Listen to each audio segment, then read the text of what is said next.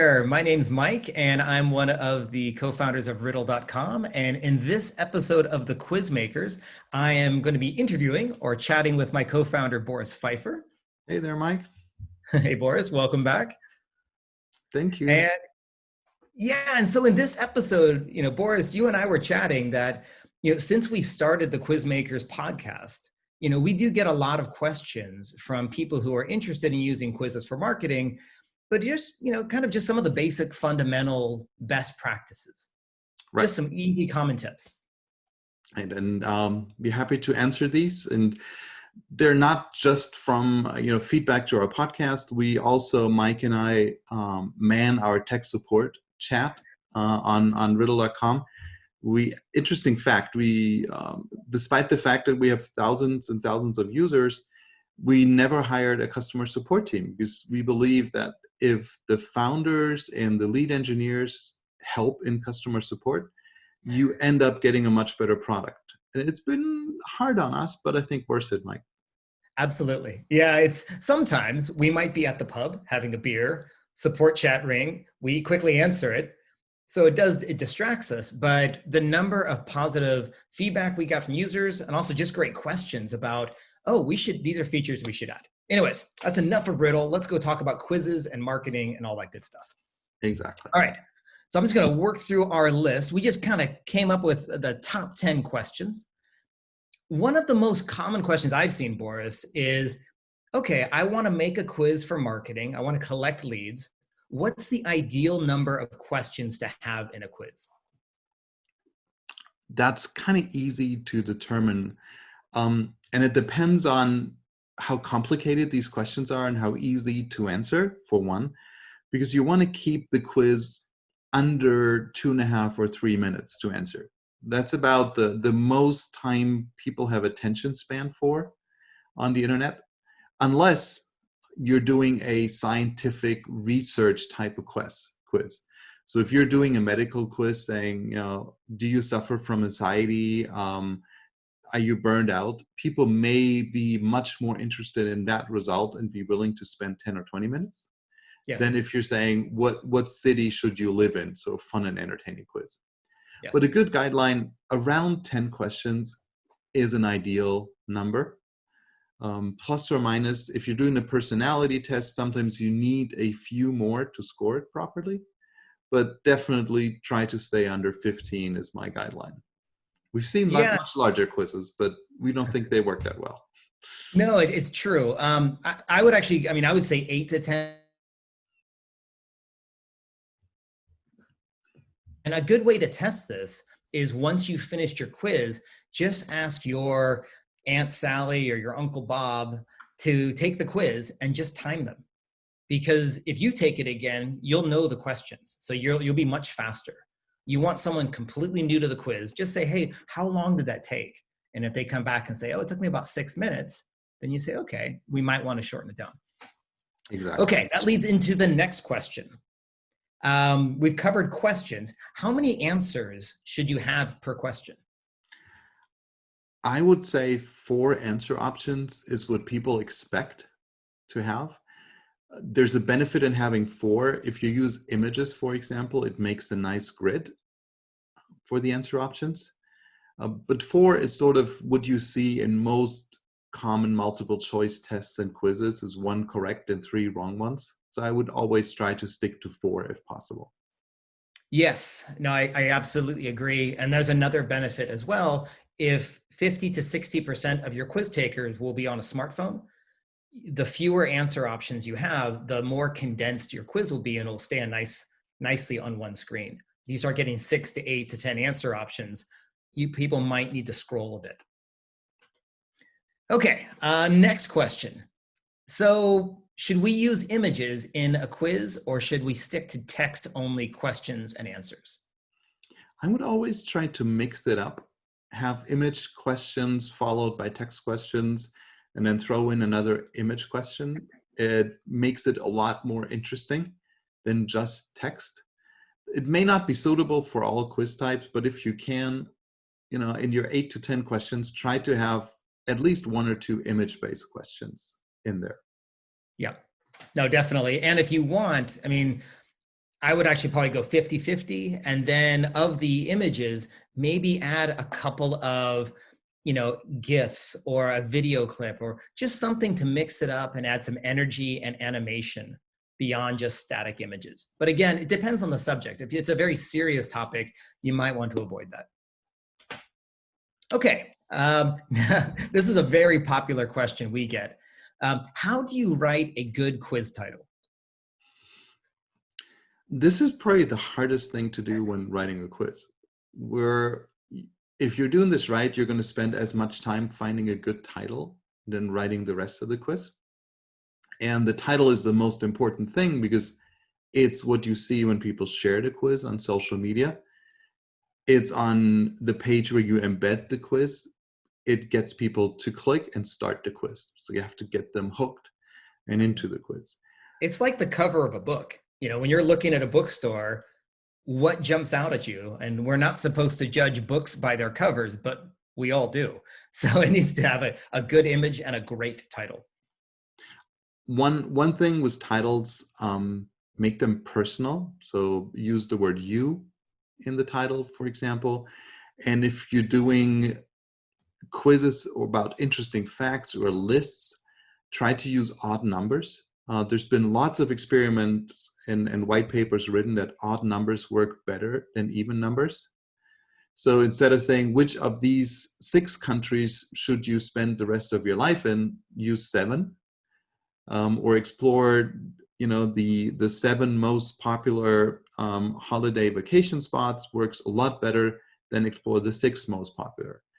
Yeah. I honestly can't explain the science behind it, but that's a common knowledge. No, it definitely works. The other one is people have a tendency to say top 10 reasons to do this, top 10 reasons. And I think people they just kind of tune out. But by 7, 9, 13 things you didn't know about the Apple iPhone, whatever, that just seems a bit like more genuine. And people go, wow, that must be really interesting. And well researched. Yeah. And the other thing is the word you.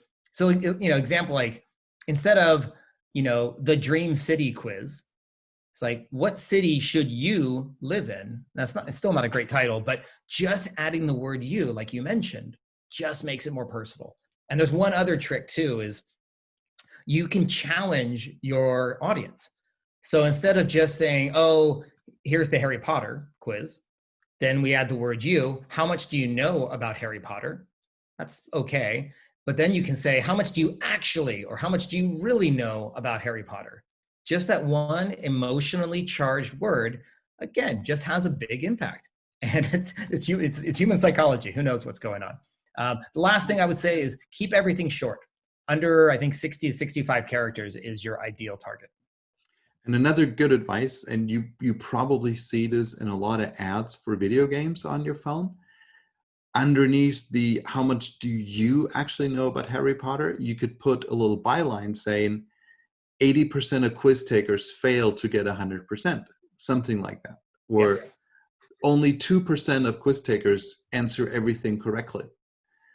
And you see this in a lot of in-game ads where they say there's a puzzle and hardly anyone can solve this. Yeah. It challenges people and say, well, I'm going to be one of these 2% that gets everything correct. Yes. And then they'll share it because they're so happy. Perfect. Okay, next. Okay, so if you are using quizzes for collecting leads and potential customers, and they are brilliant at that, and we've talked about that ad nauseum, how many fields should you put into a lead generation form? As few as you possibly can is always the best answer. Don't go overboard. Again, it depends on the type of quiz. And I think we'll talk about this in the follow-up question, what are the best quiz types? But the more involved your users are by your quiz, the more you can probably ask for. But ideally, if you can get by with just name and email, just ask for name and email. And remember, if you like, you can store all the quiz data along with the lead. So if you're smart in asking the questions, maybe you can find out through very smart questions things that you otherwise would put into the form. So you don't have to collect that much. For Yes. example, let's say for whatever you do in marketing, it's really important that you know if someone's under 20 or over 50. Those are the two brackets you really care about. Now, you could easily put a drop down into the lead form, how old are you? And people may not really want to answer that, but you could also have a question in there, that says, have you ever used TikTok? Chances that someone over 60 says yes are very low. Someone under 20, very high. So you could use that question to determine the age range. And there may be other, depending on what you want to ask, you can probably come up with a good quiz question to find out things. Yeah, no, that's perfect. And one thing to avoid if you're working for a, any medium to large company, if you are collaborating with other departments, they will often want to add lots of questions. So legal might want to put in 5 checkboxes saying, yes, I agree to this. Yes, I agree to. Marketing might want to have an extra 5 fields for consumer research. Try and fight that as much as you can, because your conversion rates will drop dramatically. Okay, so let's transition. You mentioned it already, but speaking of leads, what is the best type of quizzes for generating leads? The highest conversion rates will always be in quizzes that get people the most involved, and these are personality tests. Because a personality test is all about you. You don't have to prove anything like you do in a quiz. You do the test because you want to find out something about yourself. Like, what kind of dog are you? What type of dog are you? We talked about that in one of the previous episodes. You're not doing this to tell someone else what type of dog you are. You want to find out for yourself. And because you're involved, filling out that form, which is just another question after a couple of minutes of quiz taking, has such a much higher chance to be filled out. If you do a quiz, the one you mentioned, Mike, quizzes that challenge you, like how much you really know about Harry Potter, they may also have a better chance than, something that doesn't really challenge you, that's light and fluffy. That would be my suggestion. Highest lead conversions in personality tests or in really challenging hard quizzes where people, really want to know how they ended up, and you could promise them on the lead form that you send them all the answer explanations in a follow-up email, which is something we support at Riddle. Then you will also have a good chance. Yes, because then people are saying, okay, I've taken this quiz. I'm going to get something of value. I'm going to get all the quiz answers. That's awesome, especially if it's a really challenging quiz. That's brilliant. Okay, let's transition slightly. So quizzes and personality tests are some of the best converting formats. One question we are often asked is, well, what about opinion polls? Because many publishers, many businesses will use opinion polls in their content just to get people's opinions up. like the name says, are they good for gathering leads? To an extent, there people are not that involved. So your CTA needs to be super strong. Your call to action needs to be super strong. Why should someone fill out the form? So promising them to send them like the poll results after the poll is over, if it's a very engaging poll, could be interesting. It would have to be a poll that really captures their interest and where they totally want to know what other people think. So let's say you're running, an exchange, a crypto exchange or currency exchange, and you have professional traders, and you're asking for opinions. What do you think? Where do you think the Bitcoin is going to be a month from now? As a trader, I would be super interested in hearing what the other thousands of traders that take the poll think. It would give me a good snapshot. And yes, I would leave my email if you promise to send me the poll results from another 1,000 traders. Yes. If it's something, do you think it's going to rain tonight? That may be light and fluffy and people can click on it if there's a soccer game going on that everyone in my city wants to go to. But I'm not going to be interested in getting an email with these results because I can just wait for tonight and I'll see if it rains or not. Yeah. The one benefit of polls, though, is that because they're so easy to create, if you use polls in a lot of your longer form content, even if the polls don't convert as well, they're so easy to make that even if you only get 5 or 10%, which for us is actually pretty low, even though it's very good for the online, sector, that's still not bad. So definitely, polls do have a place in lead generation, as you mentioned. Okay, so when people are creating quizzes, they 6 to 8, 6 to 10 questions. When they get to the end, they need to assign personality or overall quiz results. Hey, you're this, or wow, you got X out of Y questions right, you're this. How many different quiz results do you recommend? I think 4 is, again, a really good number, as was the answer options. 4 works really well. It works well for quizzes. If you just do 2, like you did really good, you did really bad, that's often too easy, especially with 10 questions. People will too easily fall into a low category. 3 is kind of weird to set it up in thirds. And 4, you get the top 25%, the bottom 25%, and the medium high, medium low people in a quiz. So I like 4 for quizzes. For personality tests, 4 to 5, but don't go over that, because remember, personality tests assign points to a personality based on the answer option chosen. So you need to have enough questions and answer options so every personality has a chance to get enough points to win. So if you do more than 4 or 5, you're going to have to write 20 questions with 4 or 5 answer options, and the quiz will be horrible, or the test. Again, unless it's a scientific test and people are taking it for a different reason because they have a problem that they want to solve, then they're going to sit through a long test. But for the lighthearted, entertaining tests, 4 results usually work really well. And it's also coming up with good personality results is not easy.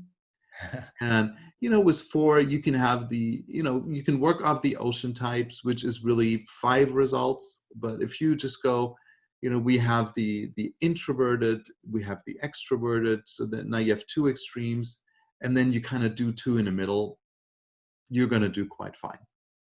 Okay, no, that's perfect. And the other thing about 4 to 5 quiz results, there's enough variety that when people share it on social, their friends aren't all going to get the same results. So there's enough variety that's saying, oh, I'm this, or you're that. If everyone gets very similar results, that's going to kill your virality, and people are just going to just not be as impressed with your quiz. We actually had 2 more questions, but because we like to keep our podcast quite short and punchy and to the point, we're going to hold off on those. We might bring this back in another Q&A session. If you have any questions of your own, please let us know on Twitter. You can also, because we're at riddle.com, you could also just go to Riddle and ask on our support chat, and we're always happy to answer any questions. Thank you very much, Boris, for your time as always. And we'll look to pick this up with our next episode.